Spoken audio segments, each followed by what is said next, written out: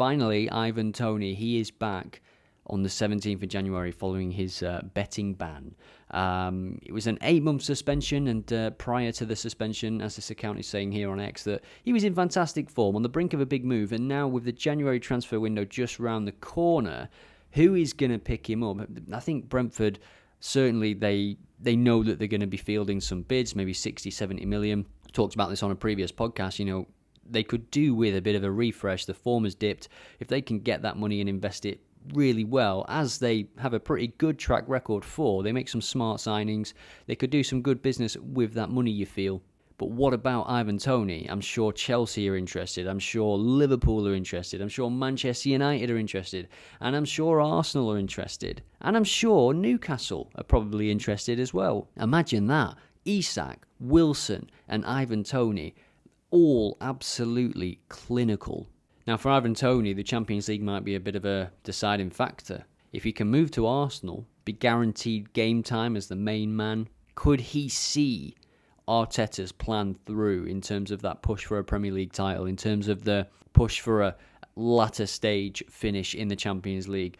I think Arsenal have got the ability to win the Champions League, no doubt about that. If you add Ivan Toney into the mix, it's just how they perform against Bayern or Real. I just don't think we've seen that yet, across two legs as well. The main thing as well for Arsenal is keeping everybody fit. If they lose Saliba, if they lose Declan Rice, if you're without those two at the same time, I think they're a completely different team. So where will he end up? Leave a comment if you're watching this on YouTube. I think, as I said, there's going to be no shortage of bids for Brentford. It's just a case of where he wants to go. I think people have mentioned Liverpool. I think they've invested too much in Darwin Núñez, to be honest. What was he, £80 million?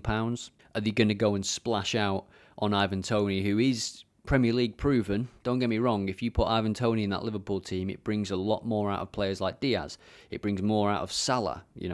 Salah's still incredible, but it will bring more out of him because that's just what he does. You see in the impact of his absence at Brentford right now, they struggle to control games. They struggle to get the ball up the field. Wieser and Wermo started the season really well. But Thomas Frank is asking an awful lot of those two players. And I think the system Brentford try and play without Ivan Toney, I think it's been found out a little bit, or teams are starting to see how it works and adapt to it, exploit it. Teams know they're going to use Ivan Toney, but he is such a good player. Sometimes he's unplayable. Sometimes his hold-up play is just too good. He's too strong.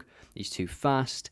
And when he gets a chance, as I said before, he is very, very clinical. So for Ivan Toney, there's so many factors why you would move from Brentford in January. You've got the England team as well, Euros. The Euros is coming up. He'll want to push for that because I think he was close to the England team.